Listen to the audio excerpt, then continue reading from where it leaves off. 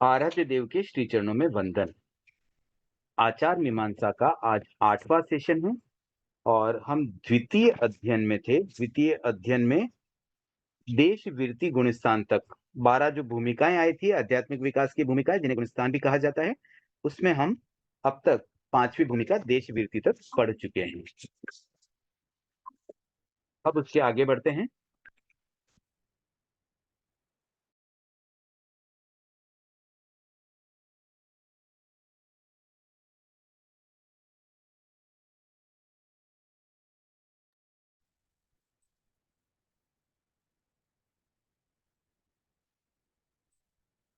छठी भूमिका सर्ववीरति। तो देखिए, मूल बात यहाँ हमने जो अब तक जानी वो ये थी कि प्रथम 3 गुणस्थान तो बहुत बेसिक हैं। पहले गुणस्थान में मिथ्या दृष्टि होती है, जहाँ सम्यक्त्व भी नहीं है, फिर भी उनके जो अल्प गुण है उसके कारण से उन्हें गुणस्थान का दर्जा मिलता है। और वहाँ पर बहुत सूक्ष्म साधना का अवसर है, बहुत अधिक अवसर नहीं मिलता है, बट स्टिल वहाँ भी निर्जरा आदि पॉसिबल है। उसके बाद में द्वितीय और तृतीय गुण स्थान की भी बात की हमने। उस भूमिका में द्वितीय स्थान तो गिरते हुए क्रम में है और तीसरा गुण स्थान जो है वो मिश्र अवस्था है, सम्यक मिथ्यात्व, कंफ्यूजन स्टेट। फिर चौथे गुण स्थान की जब बात हुई तो वहां पर ये मेंशन था कि ये साधना की प्रथम भूमिका है, मतलब साधना यहाँ से एक्चुअल प्रारंभ होती है। और जब साधना प्रारंभ होती है तो इनिशियली सम्यक्त्व आ गया, यानी कि सही ज्ञान तो मिल गया, बट स्टिल वहां पर आचरण अभी नहीं आया। तो ये चौथे गुणस्थान की भूमिका थी।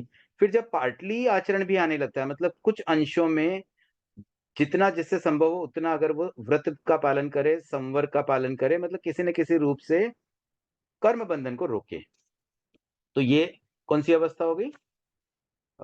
5वीं भूमिका। अब हम आगे बढ़ते हैं छठी भूमिका में। तो देखिए, छठी भूमिका में सर्ववीरति, मतलब पूरी तरह से ये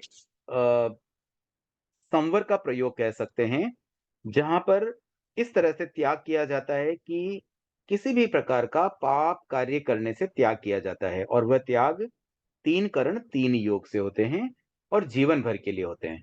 तो ये बहुत बड़ा व्रत होता है, और जैसे ही कोई व्यक्ति इस व्रत को स्वीकार कर लेता है, वह साधु बन जाता है, और साधु बनते ही एक सामान्य गृहस्थ के लिए वह वंदनीय बन जाता है। और इस रूप में वंदनीय बन जाता है कि एक 9 वर्ष का साधु भी 90 वर्ष के गृहस्थ के लिए वंदनीय होता है। मतलब 90 वर्ष की वृद्ध अवस्था में भी श्रावक उस साधु को चरण स्पर्श करके वंदन करने लगता है। तो बहुत बड़ी बात है, इतना बड़ा व्रत है कि पूरी, मतलब स्टेटस ही बदल गया। जो एक छोटा बच्चा जिसको शायद कोई इतनी वैल्यू न दे 90 वर्ष के बुजुर्ग के सामने, लेकिन जैसे ही दीक्षा ले ले, महाव्रत स्वीकार कर ले, तो इसकी महिमा यहाँ समझ में आती है। अब इसमें जो 5 महाव्रत है, अहिंसा, सत्य, अचौर्य, ब्रह्मचर्य और अपरिग्रह। अब इसके साथ में एक छठा व्रत भी मेंशन किया गया है, रात्रि भोजन विरति, मतलब रात्रि में भोजन नहीं करना। और यहाँ पर भोजन में केवल 3 आहार नहीं बल्कि चारों आहार आ जाते हैं, मतलब पानी भी प्रयोग नहीं किया जाता है, पानी भी नहीं पिया जाता है रात को। तो ये छठा व्रत भी बहुत इंपॉर्टेंट है, और इस तरह से कि कोई भी साधु के लिए ये भी समान रूप से करनी है, जैसे 5 महाव्रत है उसी रूप में ये भी करनी है। तो इस संबंध में एक बात यहाँ मेंशन है कि आचार्य हरिभद्र, उन्होंने एक चीज मेंशन की कि ये जो रात्रि भोजन है, इसे मूल गुण के रूप में न मान करके उत्तर गुण के रूप में क्यों माना गया है? क्योंकि हम कहीं भी जिक्र करते हैं, कहीं भी हम मेंशन करते हैं, तो 5 महाव्रत की बात आती है कि साधु बनने के लिए 5 महाव्रत स्वीकार किए जाते हैं। लेकिन छठे व्रत को भी तो बहुत स्ट्रांगली फॉलो होता है, कोई भी साधु कभी पानी तो नहीं पी सकता है। तो फिर मतलब पानी, खाना पीना सब कुछ उन्हें तो सूर्यास्त से पहले कंप्लीट करना होता है। तो उसका कारण क्या दिया गया कि ऋषभ देव और भगवान महावीर, उस समय तो रात्रि भोजन मूल गुण के रूप में माना गया, इंपॉर्टेंट रूप में मेंशन किया गया। लेकिन अन्य जो 22 तीर्थंकर थे उस समय ये उत्तर गुण के रूप में रहा करता था। तो उस अपेक्षा से इसे 5 महाव्रतों में शामिल नहीं किया गया है।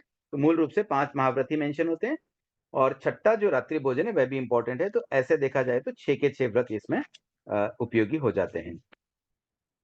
अब इसके बारे में और ज्यादा डिटेलिंग आगे एक टॉपिक आएगा, महाव्रत और अनुव्रत, वहां पर आएगा। पहले हम 14 गुण स्थान पूरे करते हैं, फिर उस टॉपिक में इसको और ज्यादा विस्तार से समझेंगे कि महाव्रतों का पालन कैसे किए, मतलब उसको पहले तो स्वीकरण कैसे किया जाता है? कोई भी साधु जब स्वीकार करता है ना, तो एक तो होती है सामान्य छोटी दीक्षा जिसे कहते हैं, जो सामान्य दीक्षा जो सामान्यतः एक दीक्षा समारोह के अंतर्गत दी जाती है। तो उस दीक्षा में तो गुरुदेव उस व्यक्ति को, जो दीक्षित होने वाला उस व्यक्ति को, जो दीक्षा प्रदाता है, वो उन्हें व्रत स्वीकार करवा के शॉर्ट में दीक्षा दे देते हैं। बहुत जल्दी वो कार्यक्रम हो जाता है।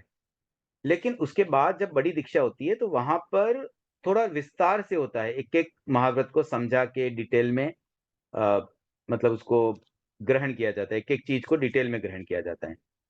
तो वो जो डिटेल में ग्रहण किस रूप में होता है, उसमें क्या भाषा पद्धति यूज़ होती है, क्या लैंग्वेज बोली जाती है, और इसका अपना एक महत्व भी है। मतलब हमें एग्ज़ैक्टली वो वर्डिंग भी आनी चाहिए। और कभी मतलब परीक्षा के पर्पज़ से भी मैं कहूँ तो ये कंठस्थ करने जैसी चीज़ है, और ऐसे समझने के लिए भी अच्छा रहता है अगर पूरी अच्छे से हम उसको याद कर लें तो। तो उसके बारे में हम बात करेंगे, चर्चा लेटर ऑन, आज की क्लास में शायद हो जाएगी।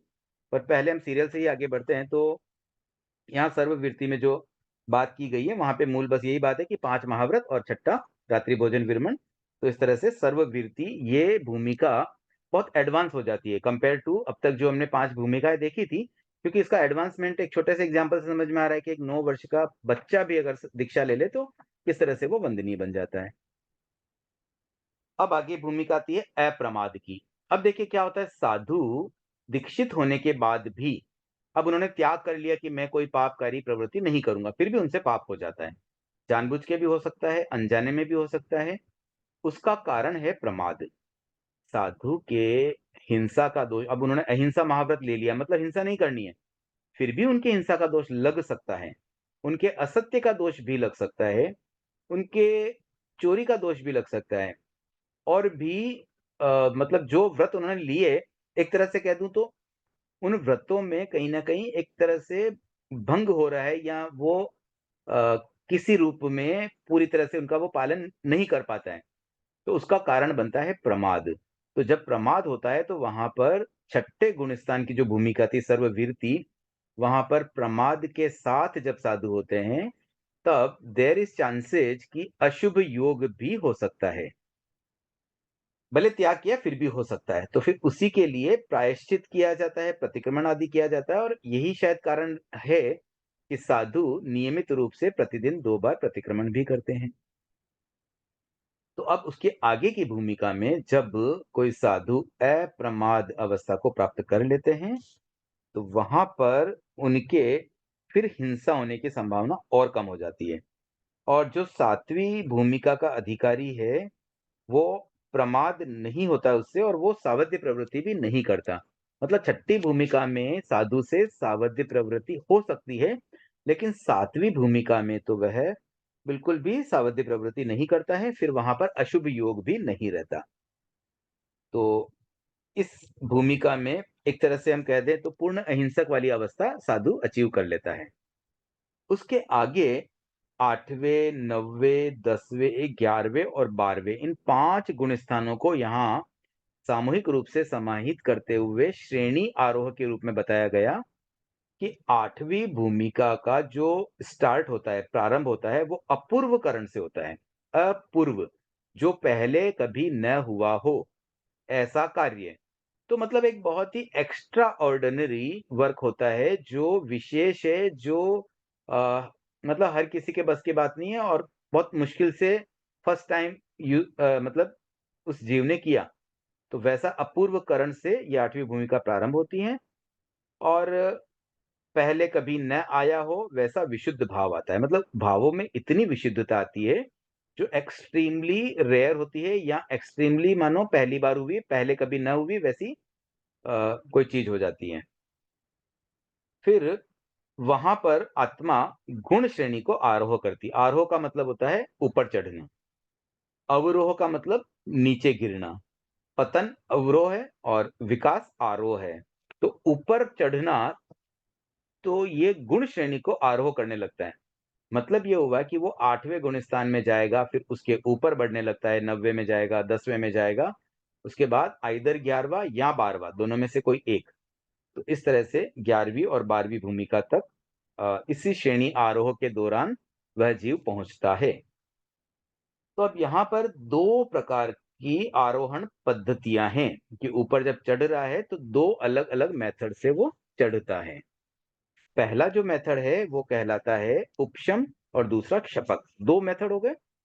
इनका अर्थ इस तरह से होता है कि जो मोह कर्म है, उस मोह को किस तरह से वह कम कर रहा है। देखिए, मोह जैसे कम होता है ना, वैसे-वैसे वह जीव आगे की भूमिका में बढ़ रहा है। तो जहाँ मोह को उपशांत करके जीव आगे बढ़ता है, वो जीव 11वीं भूमिका में पहुँचता है। और जब कोई जीव मोह को अ, पूरी तरह से समाप्त करके आगे बढ़ता है, तब वह जीव मतलब उसको क्षय करते हुए आगे बढ़ता है, तब वह जीव सीधी 12वीं भूमिका में पहुँच जाता है। तो ये उपशम श्रेणी और शपक श्रेणी कहा जाता है और इस तरह से वह कषायों का विलय करता हुआ आगे बढ़ता है। अब कषायों का विलय जब होता है, तो ये दोनों जो कैटेगरीज़ है, उसमें क्या डिफरेंस है, उसको एक एग्ज़ाम्पल से समझते हैं। जैसे मान लीजिए कोई व्यक्ति क्रोध करता है। अब क्रोध आ गया, क्रोध का उदय हुआ, तो क्रोध के उदय में क्या होगा, उसके चेहरे के हाव-भाव थोड़े से अलग तरह के दिखते हैं। गंभीर मुद्रा आ जाएगी, क्रोध के समय चेहरा में थोड़ी क्रूरता भी झलकने लगती है और भाषा का प्रयोग भी वो उस तरह से करने लगता है। अब उस क्रोध की उदय अवस्था में मान लीजिए उपशम किया जाए, तो उपशम कैसे हो सकता है कि कुछ समय के लिए देखिए उपशम जब भी आएगा ना वो कुछ समय की बात आती है, अंतर मुहूर्त के लिए ही उपशम होता है, लंबे समय के लिए उपशम नहीं होता है। तो कुछ समय के लिए वो क्रोध को उपशांत कैसे करता है? उपशांत करने का तरीका ये होता है कि अब एग्ज़ाम्पल ही ले रहे हैं, जैसे किसी व्यक्ति को क्रोध आ रहा है, अब अचानक मान लीजिए कोई ख़ास व्यक्ति का फ़ोन आ जाए। मान लीजिए कोई बड़े व्यक्ति का, कोई महासभा के अध्यक्ष का फ़ोन आ गया। तो उस समय वो क्या करेगा? फ़ोन कट करना उसे उचित नहीं लगेगा, तो फ़ोन उठाना है। अब फ़ोन उठाएगा और क्रोध तो किसी और पे आ रहा था, अब उनके महासभा अध्यक्ष के सामने तो क्रोध करेगा नहीं। तब उसके पास क्या विकल्प रहता है? वो एकदम नॉर्मल हो जाता है और शांत होकर के उनसे बात करता है। तो जो महासभा अध्यक्ष ने उसे कॉल किया और उनसे बात कर रहे हैं, उनसे बातचीत करते समय उन्हें तो ऐसा लगेगा मानो बहुत ही अ, मतलब सरल स्वभाव का व्यक्ति है, क्योंकि उस समय उनको क्रोध दिखाई नहीं दे रहा है। तो उस व्यक्ति ने क्रोध को उपशांत कर लिया। अब मान लीजिए 2, 3, 4 मिनट जो भी कॉल पे बात हुई और फ़ोन रखा। अब फ़ोन रखने के बाद अगर उस व्यक्ति को पुनः जो 4 मिनट पहले फ़ोन उठाने से पहले की स्थिति थी, वैसे ही वापस क्रोध आ जाए, हाँ, अब आ जाओ, क्या कहाँ था मैं? और वही क्रोध में आ गया, वही गुस्सा, वही मतलब चेहरे के हाव-भाव और वैसे ही शब्दों का प्रयोग। तो ये समझना चाहिए कि उसने 4 मिनट के लिए मानो क्रोध को उपशांत कर दिया। तो ये उपशम का एक एग्ज़ाम्पल हुआ। अब दूसरा ये हो सकता है, ऐसा ही कोई व्यक्ति जो क्रोध कर रहा है, मान लीजिए घर पर डोरबेल बजी, अब डोर खोलना था, बेल बजी तो खोलेगा। खोलते ही देखा कि भई कोई श्रावक आए थे और साथ में कोई साधु थे और वो मतलब मनीषी या कोई साधु आपके घर पधार रहे हैं। अब साधु को देख कर के उसको क्या लगेगा, अरे! ये तो मेरे घर मतलब साधु आए हुए हैं, तो बड़े धन्यता का अनुभव करता है, धार्मिक था व्यक्ति वह। तो भई महाराज पधारे, अंदर पधारे, महाराज ने कुछ अच्छी बातें भी बताई, गोचरी आदि की भावना उसने भाई और महाराज ने मंगल पाठ सुना और एकदम उसका मन शांत हो गया। अब जैसे महाराज बाहर पधारे, वो तो गुस्सा भूल चुका था, एकदम क्रोध उसका शांत है। अब उसको तो बात याद भी नहीं और फिर उसके मन में ये भी अच्छी भावधारा आ गई कि चलो मैं क्या कहाँ क्रोध कर रहा था, मैं तो एक धार्मिक व्यक्ति हूँ। आज साधु मेरे घर आए, तो बड़ा मैं प्रसन्न हूँ। तो वो सब चीज़ों को एकदम खत्म कर देता है, भूल जाता है या समझ लो साधु के उपदेश से भी वो कुछ शांत हो गया। तो इस तरह की जब अवस्था बनती है ना, तो वो मानो कषाय का एक तरह से क्षय हो गया। तो उपशम मानो टेम्परेरीली क्रोध को समाप्त करना। जब तक उपशम अवस्था रहती है, वह भी बहुत प्योरिटी की अवस्था है। हम ये नहीं कह सकते कि उपशम गलत है। उपशम उस अपेक्षा से गलत है कि वापस वो चला जाता है। कुछ समय के लिए ही एक अच्छी अवस्था मिलती है। लेकिन जब तक उपशम की अवस्था है, तब तक तो अच्छा ही है कि चलो अभी गुस्से में तो नहीं है। तो जब उपशम श्रेणी कोई जीव लेता है, तो वो उस मेथड से कषायों को दबाते हुए आगे बढ़ता है। मतलब उनको एक तरह से टेम्परेरी हाइड करता है। टेम्परेरी उसको डिसेबल कर देता है, इनएक्टिव कर देता है। और पुनः वह समय बीत जाता है उपशम का, तो फिर से उसके वो सब चीज़ें एक्टिवेट हो जाते हैं, फिर उदय हो जाता है कषाय का। लेकिन जब क्षय वाली अवस्था रहती है, तो मानो वह पूरी तरह से समाप्त ही हो जाता है। वो पुरानी बातों को एकदम माफ़ करके और एकदम क्लीन कर लेता है, दिमाग उसका एकदम खाली हो जाता है, उसकी भावधारा शुद्ध बन जाती है। तो इस तरह से ये 2 भूमिकाएँ हैं। अब जो जीव 8वें गुण स्थान में आरोह करता है और 8वें से 90वें में 10वें में पहुंचता है और मानो उसने उपशम श्रेणी ली थी, तो फिर आगे के लिए उसकी स्टेप होती है 11वां गुणस्थान। मतलब 11वीं भूमिका जो उपशांत मोह वाली भूमिका है, जहां पर उस पर्टिकुलर 11वें गुण स्थान में तो वो वीतराग बन जाता है। मतलब न राग है न द्वेष है, कषाय का अल्प मात्र भी उदय नहीं रहता है, थोड़ा सा भी उदय नहीं है, तो बहुत प्योरिटी हो जाती है। तो उस अवस्था में भी वो वीतराग कहलाता है, भले उसके उपशांत हुए हैं कषाय। और जो व्यक्ति 8वें गुण स्थान से क्षपक श्रेणी लेता है, वह 8वें 9वें 10वें को पार करके सीधा जंप करता है, 11वें में नहीं जाता, सीधा 11वें को जंप करके 12वें में आता है। और 12वें गुण स्थान की जो भूमिका है, उसे कहते हैं क्षीण मोह। और क्षीण मोह में आया हुआ व्यक्ति राग द्वेष से पूरी तरह से मुक्त हो जाता है, और न सिर्फ मुक्त होता है, परमानेंटली मुक्त हो जाता है। मतलब भविष्य में भी कभी उसे कभी कषाय का उदय नहीं होगा, कभी क्रोध नहीं आएगा, कभी मान नहीं करेगा, कभी माया और लोभ का प्रयोग भी नहीं करेगा। तो इस तरह से श्रेणी आरोह में ये 2 मेथड होते हैं। और जो व्यक्ति उपशांत मोह में, मतलब जब 11वीं भूमिका में पहुंचता है, तो वहां से निश्चित रूप से वह अवरोह करता है। अवरोह का मतलब नीचे आना है। तो 11वें गुण स्थान वाला डेफिनेटली वो वापस नीचे आएगा। और नीचे आने का मूल कारण यही है कि जब तक कषाय उसके टेम्पररी इनएक्टिव हुए थे, वो जैसे ही वापस एक्टिव हो जाते हैं, तो एक्टिव होते ही फिर वो कषाय उदय की अवस्था में चला जाता है और उसका गुण स्थान नीचे के आने लगता है। मतलब 11वें से फिर वो पुनः 10वें 9वें 8वें जहां तक वो जा सके पहले गुण स्थान तक भी जा सकता है। तो ये श्रेणी आरोह की बात हो गई। उसके बाद अगली बात आती है केवली। देखिए, कोई भी जिज्ञासा अगर रहे तो आप बीच बीच में हैंड रेज करके पूछ सकते हैं, क्योंकि लाइव क्लास में अगर आप आए हैं और जिज्ञासा लाइव पूछे तो ज्यादा उपयोगी है। अदरवाइज यूट्यूब वीडियो में तो फिर कोई ऑप्शन नहीं रहेगा, वहां तो आपको केवल सुनना ही होगा। तो मैं हमेशा पसंद भी करता हूँ कि जितनी ज्यादा जिज्ञासाएं आती है उतनी ज्यादा और क्लियरिटी होती है, क्योंकि कई बार मैं कोई चीज अज्यूम करके आगे बढ़ जाता हूँ और कोई चीजें मुझसे भी छूट सकती है। आप जिज्ञासाएं रखेंगे तो और ज्यादा हम डिटेल में चीजों को क्लियर करते चलेंगे। तो अब तक हमने सर्ववीरति, अप्रमाद और श्रेणी आरोह के रूप में 12 भूमिकाएं तक किया है। प्रभा जी नाहटा, आपकी जिज्ञासा रख सकते हैं।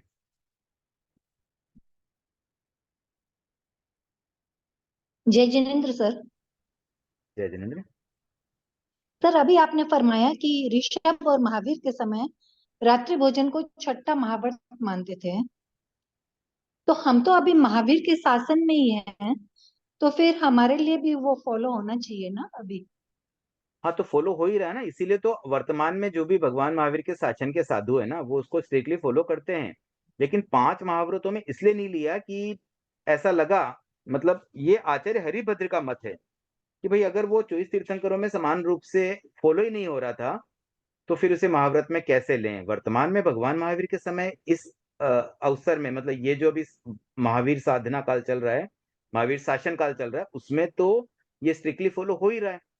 इसलिए इसे अब आप चाहे तो छठे व्रत के रूप में ले या न ले, लेकिन मूल बात यही है कि 5 महाव्रत के रूप में जो बात आती है, उसमें उसको काउंटिंग में नहीं लिया गया है। हालांकि ये बात फिर वो भी आती है कि वहां तो 4 ही महाव्रत थे, फिर ये 5वां भी हो गया, लेकिन ठीक है, वो 5वां व्रत तो मानो उसमें समाहित था। मतलब चौथा जो महाव्रत है ब्रह्मचार्य व्रत, वो तो मानो अपरिग्रह के साथ में ऑलरेडी इंक्लूडेड है।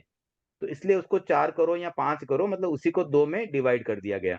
लेकिन ये छठा व्रत तो 2, मतलब प्रथम और अंतिम तीर्थंकर के समय ही प्रयोग में आ रहा था। इसलिए अब उनका ये ओपिनियन है कि भाई इसलिए इसको 5 महाव्रतों में काउंट तो नहीं किया गया, लेकिन फिलहाल हम महावीर शासन में है तो फॉलो तो हो ही रहा है। इस समय में तो ये सभी साधु साधी फॉलो करते ही है स्ट्रिक्टली। जी सर, कृतज्ञता। हाँ, और एक कोई हैंड रेज हुआ था, शायद वापस लोअर कर दिया है, तो मे भी शायद समाधान हो गया होगा। अब हम आगे बढ़ते हैं। नेक्स्ट टॉपिक है केवली। केवली का मतलब हो गया 13वें गुण स्थान की भूमिका। तो जब जीव 12वें गुण स्थान, देखो 11वें में तो कंपल्सरी उसको नीचे आना ही आना है, अवरोह ही करेगा। और 12वें में कम पक्का वो आरोह ही करेगा। आरोह का मतलब ऊपर चढ़ना, तो 12वें से ऊपर ही चढ़ेगा, 11वें से नीचे ही आएगा। मानो वहां पर है ना, सांप सीढ़ी का गेम में 11वें में तो सांप है जो नीचे ले जा रहा है, और 12वें में सीढ़ी है जो ऊपर ले जाती है।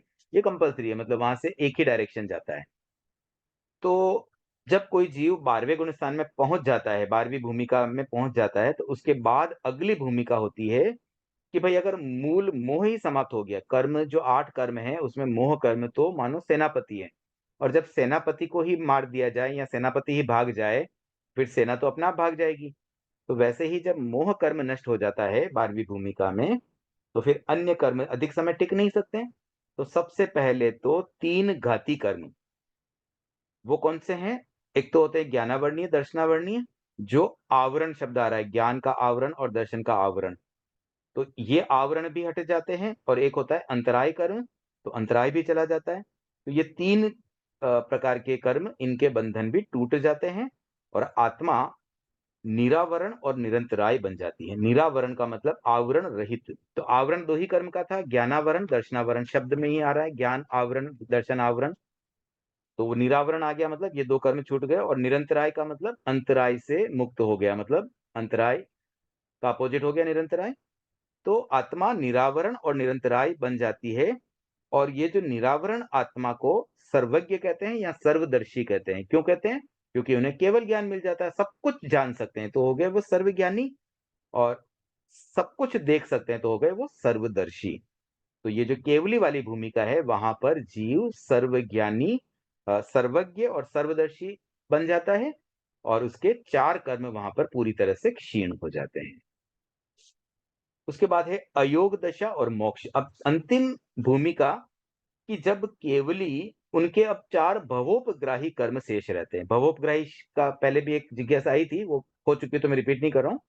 तो केवली के अब भवोपग्राही कर्म शेष बचते हैं, मतलब कि 4 अघाती कर्म, नाम, गोत्र, आयुष्य और वेदना, वेदनीय। तो ये 4 कर्म केवल बच जाते हैं, और जब ये 4 कर्म भी समाप्त हो जाएंगे, तो फिर वह पुनः भव भव में भटकने वाली चीज उसकी पूरी तरह से समाप्त हो जाएगी। मतलब अब वो भव, अलग अलग भव में उन्हें नहीं जाना पड़ता है। तो अब क्या होता है, देखिए, जीवन के अंतिम क्षणों में मन, वाणी और शरीर, इनकी प्रवृत्तियों का निरोध होता है। इसका क्रम भी यही रहता है, पहले मन की प्रवृत्ति निरोध होती है, फिर वाणी की, और फिर शरीर की। और ये निरोध होना ही अंतिम भूमिका है। एक बार जब निरोध हो गया तो फिर कुछ शेष नहीं बचता है। अयोग की स्थिति में अब कोई चंचलता नहीं बची, कोई क्रिया नहीं बची, अब वो अक्रिया में आ जाता है। और ये अंतिम समय कुछ पलों का, और उसके बाद तो वह जीव सीधा मोक्ष बन जाता है। जो अब तक साधन था वह साध्य बन जाता है, जो आत्मा थी कर्मों से युक्त, वह परमात्मा बन जाती है। और इस तरह से ये जर्नी थी एक सामान्य संसारी जीव की मोक्ष तक जाने के लिए। तो इस जर्नी में हमने अलग अलग गुण स्थानों का वर्णन पढ़ा और समझने का भी प्रयास किया। अब यहाँ तक अगर किसी की कोई जिज्ञासा है गुण स्थान के संबंध में तो रख सकते हैं। वैसे मुझे लगता है कि ये पुस्तक, भले ऐसे कुछ व्यक्तियों को लगता होगा कि टफ लैंग्वेज है, बट मुझे तो बहुत आसान लगती है। इतनी क्लियरिटी से एक एक बात यहाँ समझाई गई है, एक एक सेंटेंस कितना मतलब महत्वपूर्ण है, कोई अनावश्यक कोई शब्द नहीं, और जो जरूरी है वो सब बातें इसमें समाहित है। अब जैसे एक लाइन जो मैंने अभी पढ़ी, आत्मा निरावरण और निरंतराय बन जाता है, कितनी सूक्ष्म बात है। अब 2 शब्द यहाँ डाल दिए, निरावरण और निरंतराय। अब यहाँ पे आप बोले कि हम एग्जाम में अपनी भाषा में लिखे, क्या लिखेंगे हम? इसके अलावा और कोई शब्द ही नहीं मिलता है। आप अगर ये बात कहना चाहें यहाँ पे 3 कर्म छूट जाते हैं, तो होना क्या, रिजल्ट क्या निकलेगा? फिर निरावरण मतलब आवरण से मुक्त, यानी कि ज्ञानावरणीय छूटा, दर्शनावरणीय छूटा। निरंतराय मतलब अंतराय कर्म छूटा। 3 कर्म छूटे तो ऑटोमेटिकली क्या मिलेगा आत्मा को? निरावरण और निरंतराय। तो इतनी मतलब ऐसे सिस्टमेटिकली बात लिखी है, एक एक शब्द टू शब्द भी अगर हम पढ़े ना इस बुक को, तो सब कुछ इतना परफेक्ट है, इतना परफेक्शन है, कहीं कोई अनावश्यक बात नहीं। और जो जरूरी बात है ना, उसको एकदम संक्षिप्त में प्रस्तुत किया गया है। तो इसलिए ये पुस्तक बहुत ही एक दार्शनिक किताब है, बट बहुत ही सिस्टमेटिक है और बहुत उपयोगी है। एक एक शब्द इसका बहुत महत्वपूर्ण है। हाँ वसंता जी, आपकी जिज्ञासा है फिर? हाँ, जय जिनेन्द्र सर। जय अभी जो जगन्नाथ। 8वें श्रेणी से दो 8वें गुणस्थान से 2 श्रेणी निकलती है, उपशम और क्षयिक। तो वहां पे कर्मों का सिर्फ उपशम श्रेणी वाला उपशम करता ही जाएगा, और शपक श्रेणी वाला क्षय करता ही जाएगा कर्मों का। कर्मों का नहीं, मोहनीय कर्म का। सिर्फ एक मोहनीय हाँ, कर्म का ही उपशम हो रहा है। ओके। तो मतलब मोहनीय कर्म का वो उपशम उपशम उपशम करते ही जाएगा, वो उपशम यस श्रेणी वाला। यस। हाँ और शपक वाला क्षय क्षय करता जाएगा। बिल्कुल बिल्कुल। हालाँकि देखो तो इसका वहां भी एक पर प्रोसेस होता है, वो प्रोसेस भी मैं आपको बता देता हूँ। 8वें में क्या होता है, 9वें में क्या होता है, 10वें में क्या होता है, इसमें क्या अंतर है, बुक में नहीं दिया हुआ है अभी इसमें फिलहाल, बट थोड़ा समझ लेते हैं। देखिए 4 हाँ प्रकार वो के तो कषाय होते हैं, क्रोध, मान, माया, लोभ। अब है ना 2 जीव हैं, सबका एक जैसा तो नहीं होगा, किसी का कषाय कम, किसी का ज़्यादा हो सकता है। तो 8वें गुणस्थान की भूमिका इस तरह से रहती है कि जिसका कम है या ज़्यादा है, जो भी है, उसको एक लेवल तक ले आना। मतलब मान लीजिए किसी के कषाय है 500 और किसी के है 350, 350, तो उनका टारगेट है भी हमें 100 तक ले जाना है। तो 500 वाला भी 100 तक आएगा और 350 वाला भी 100 तक आएगा। ये होता है 8वीं भूमिका में। यानी कि मोटे रूप से कषायों को वो विलय कर देता है। भले भले उपशांत करे या क्षय करें। तो क्षय किया तो 500 में से 400 पूरी तरह से आत्मा से बाहर ही निकल गया। आत्मा के अभी टच नहीं है, मतलब अटैच नहीं है आत्मा के साथ। और उपशांत के अंदर वो उसको अनुदय कर देता है, मतलब वो एक्टिव नहीं रहे, इनएक्टिव कर देता है। तो ये हो गया 8वीं की भूमिका, जिसमें वो एक तरतमता वाले भाव को समाप्त करता है। मतलब कषायों की जो 2 जीवों में तरतमता है ना, at the end of 8th गुणस्थान वो मानो एक लेवल पर आ जाते हैं और काफी मोटे रूप से कषाय निकल भी जाते हैं। अब 90वें गुणस्थान की भूमिका में क्या होता है कि जो बचे कुचे थोड़े कषाय रह गए ना, उसमें से भी क्रोध, मान और माया, ये 3 कषाय पूरी तरह से समाप्त हो जाते हैं। फिर 10वें गुणस्थान में केवल एक लोभ बच जाता है, वो लोभ भी समाप्त हो जाता है। यानी कि 10वें के अंत में चारों ही कषाय पूरी तरह से समाप्त हो गए। मतलब 8वें में मोटे रूप से चारों कषायों को हटा दिया गया, फिर 90वें में 3 कषायों को कम किया और 10वें में चौथे कषाय को भी कम कर दिया। ये इसका प्रोसीजर है। और उसके बाद 11वें और 12वें में बिल्कुल प्योरिटी है, वहां पर कषाय का तनिक भी उदय नहीं, थोड़ा सा भी उदय नहीं रहता है। कृतज्ञ उसमें। चलिए आगे बढ़ते हैं। अब देखिए महाव्रत और अणुव्रत, जैसे मैंने सर्ववृत्ति के दौरान बताया था कि कैसे महाव्रतों को स्वीकार किया जाता है। तो अब यहाँ पे महाव्रत और अणुव्रतों का थोड़ा-सा एक डिफरेंस बताया गया है। और एक बात यहाँ आती है, देखिए अणुव्रत तो ठीक है, मतलब जो महाव्रत है उसी का एक शॉर्ट फॉर्मेट कह दें कि जैसे अहिंसा महाव्रत है तो अहिंसा का अणुव्रत इस रूप में होता है कि हम अनावश्यक से बचें। तो चलो अणुव्रत का हम अलग से एक बार डिस्कस करेंगे, फिलहाल पहले हम महाव्रत की बात करते हैं। तो यहाँ पर एक बहुत महत्वपूर्ण बात आती है कि देखो अहिंसा जो है, बहुत इसको समझने की बात है। 5 महाव्रतों को हमने कई बार पढ़ा होगा, एक अलग तरीके से यहाँ बताया गया है। जो इस पुस्तक को पहली बार पढ़ रहे हैं ना, उन्हें लगेगा कि कोई नई चीज़ जान रहे हैं। अब यही 5 महाव्रत हम कितनी बार पढ़ चुके हैं, कितनी बार समझ चुके हैं, और ऐसा लगता है कि मानो ये तो हमें एकदम नींद में उठा के पूछ लो तो भी बता सकें। बट यहाँ देखिए किस अपेक्षा से कैसे इसको समझाया गया है। कई बार हम 2 शब्दों को बिल्कुल पर्यायवाची समझ लेते हैं, लेकिन उनमें कितना डिफरेंस होता है, उस बात को यहाँ हमें थोड़ा समझना है। देखिए, एक बात इसमें ये बताई गई है कि अहिंसा जो है ना, वो मेन बात है। अब उसके साथ में जो दूसरी 4 बातें आती हैं, सत्य, या उसके साथ आचौर्य की बात आएगी, ब्रह्मचर्य की बात आती है, या अपरिग्रह की बात आती है। तो ये सब है ना, मानो अहिंसा के ही पार्ट है। मतलब अहिंसा मुख्य बात है। तो इसको एग्जाम्पल भी आता है कि भई अहिंसा जो है ना, वो तो धान है और सत्य आदि उसकी रक्षा करने के बाड़े हैं। अब जैसे कोई खेती करता है और धान उगाता है, तो उसके लिए इम्पोर्टेंट चीज़ तो धान है, बट उस धान की सुरक्षा भी तो ज़रूरी है। अगर उसको सुरक्षित नहीं रखेगा, तो कोई जानवर आके खा जाएँगे, कोई व्यक्ति चोरी करके ले जाएँगे, तो हमारा धान तो चला गया ना। उसका पर्पज़ क्या था यार? खेती-बाड़ी किसी ने की है, कृषि करता है कोई व्यक्ति, तो उसने इतनी मेहनत करके या अपने कैपिटल लगाई या जो भी उसका था, उसमें उसका आउटपुट क्या मिला कि भई मुझे मान लो 500 किलो गेहूँ उगाए मैंने। अब वो 500 किलो इंटैक्ट रहेंगे तभी तो उसकी सार्थकता होगी। तो वो सार्थकता मेन उसको धान की करनी थी। मतलब अहिंसा की सुरक्षा, सबसे अहिंसा ही महत्वपूर्ण बात थी। लेकिन वो अहिंसा सुरक्षित रहे, उसके लिए ये 4 बातें और जुड़ जाती है। तो 5 महाव्रतों को इस रूप में समझना है कि मूल तो अहिंसा ही है, बाकी 4 तो उसके एक्सटेंशन हैं। वो उसको एनहांस कर रहे हैं। वो अहिंसा को सुरक्षित रख रहे हैं, मतलब अहिंसा का पूर्ण रूप से सही पालन हो, इसलिए बाकी 4 चीज़ें नहीं करनी है। कैसे होगा देखिए एग्ज़ाम्पल से समझते हैं। मान लो कोई कहे मैं तो अहिंसा का पालन करूँगा।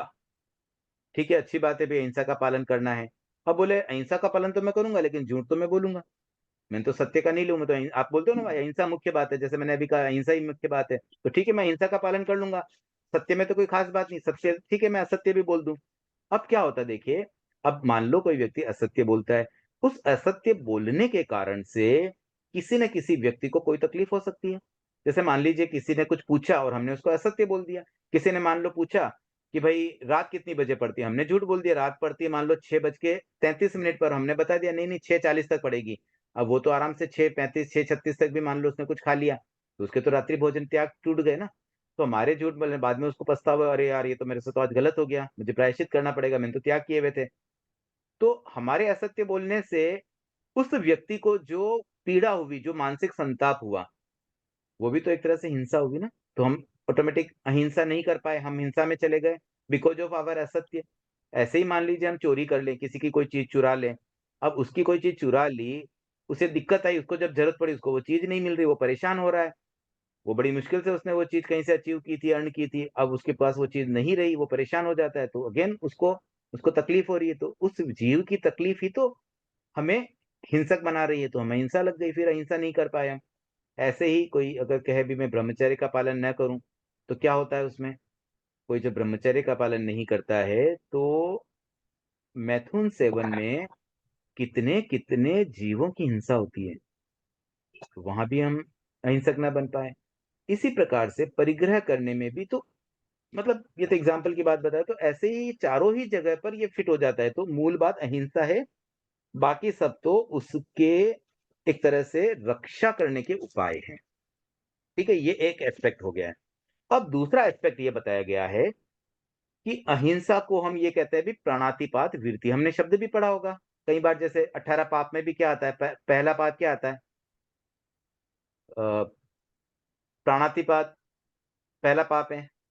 तो पाप क्या हुआ? प्राणातिपात मतलब किसी के प्राण लेना, प्राणी का अतिपात करना मतलब उसे मार देना। तो वहाँ पर अहिंसा की परिभाषा में क्या आता है कि भई जीव मात्र को मत मारो, मत सताओ, उसे आदि व्याधि मत दो, कष्ट मत दो, उसे अधीन मत बनाओ, उसे दास मत बनाओ। ये सारी बातें आ जाती है, भई ये अगर कोई फ़ॉलो करे तो वो अहिंसक है। तो अहिंसा का ये रूप भी हम देखते हैं। देखो पहला रूप तो ये था कि अहिंसा के अंदर ही हमने सत्य, अ, आचौर्य, ब्रह्मचर्य और अपरिग्रह इन सबको भी हमने समाहित कर दिया। और दूसरा रूप ये बन गया कि भई अहिंसा का मतलब है जीव को मत मारो, मत सताओ, जो भी मतलब किसी जीव को हम सीधा प्रताड़ित ना करें। तो ये भी एक रूप बन जाता है। तो इसका मतलब क्या हुआ कि अगर मैं ये कह दूँ कि भई मनसा वाचा कर्मणा, मन, वचन और काया से कृतकारित अनुमति से, कृतकारित अनुमति 3 शब्द का मतलब क्या हो गया?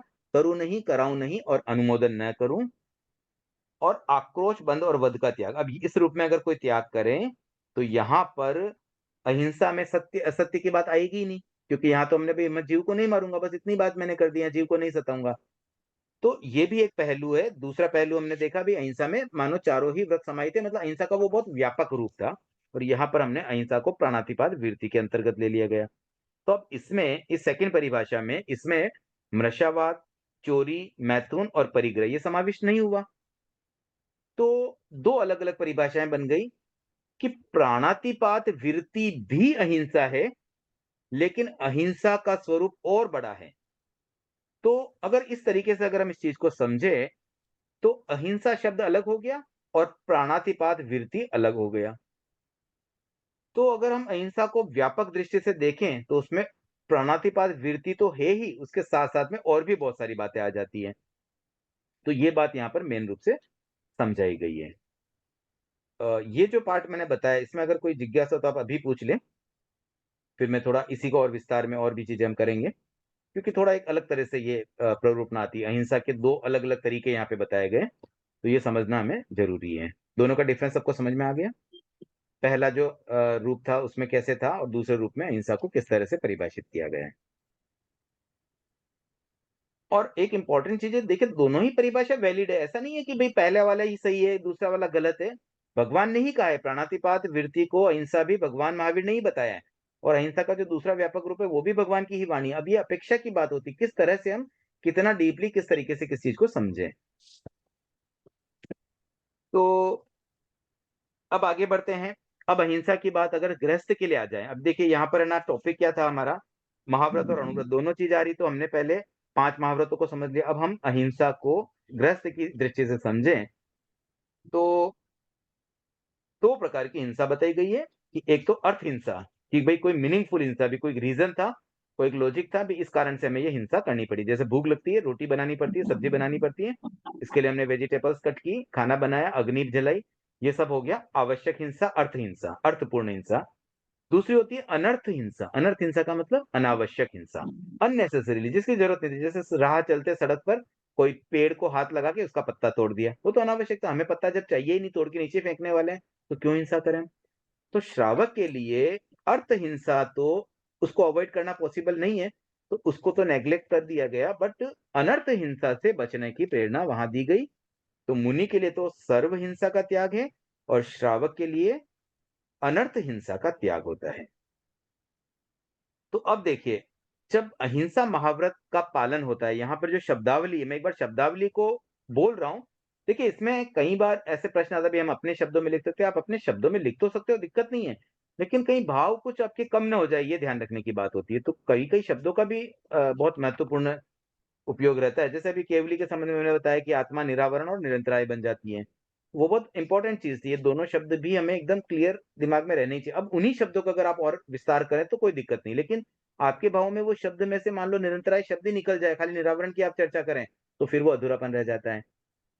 तो एनीवे, अभी यहाँ पर जो शब्दावली है, अहिंसा महाव्रत को स्वीकार करता है जब साधु, तो उस प्रत्याख्यान की शब्दावली क्या है? बनते, मैं उपस्थित हुआ हूं पहले महाव्रत प्राणातिपात से विरत होने के लिए। अब देखिए, ये लैंग्वेज हर महाव्रत के साथ में आएगी, 5 महाव्रत में भी आएगी, इवन रात्रि विरमण में भी, रात्रि भोजन विरमण व्रत में भी ये बात आएगी। तो बस वहां पे शब्दावली बदल जाएगी, पहले महाव्रत की जगह दूसरा महाव्रत आ जाएगा और उसका नाम भी बदल जाएगा। उसके आगे आता है भंते, मैं सब प्रकार के प्राणातिपात का प्रत्याख्यान करता हूँ। ठीक है, यहाँ तक बहुत कॉमन लैंग्वेज है, खाली जो इंपॉर्टेंट वर्ड है वो चेंज हो जाएगा, प्राणातिपात की जगह मृषावाद आ जाएगा या अन्य शब्द आ जाएंगे, डिपेंड ऑन द महाव्रत, कौन सा महाव्रत हम ले रहे हैं। अब उसके बाद जो बात आ रही है ना, उसको आप चाहे तो अंडरलाइन भी कर सकते हैं। ये हर व्रत की कुछ अलग यूनिक चीजें हैं, मतलब उस व्रत में मेन चीज क्या है ना, वो पार्ट, वो आप चाहे तो अंडरलाइन कर सकते हैं। सूक्ष्म और बादर, त्रस और स्थावर जीवों का अतिपात, ये उस व्रत का एक्सक्लूसिव चीज आ गई है। सूक्ष्म और बादर, त्रस और स्थावर जीवों का अतिपात। अब यहाँ पे दो बातें आ रही है, एक तो सूक्ष्म स्थावर, दूसरा त्रस स्थावर। पहला सूक्ष्म और बादर, मतलब दो तरह के जीव होते हैं, सूक्ष्म होते हैं, बादर होते हैं। दूसरी कैटेगरी त्रस और स्थावर के रूप में, तो त्रस और स्थावर जीवों का अतिपात।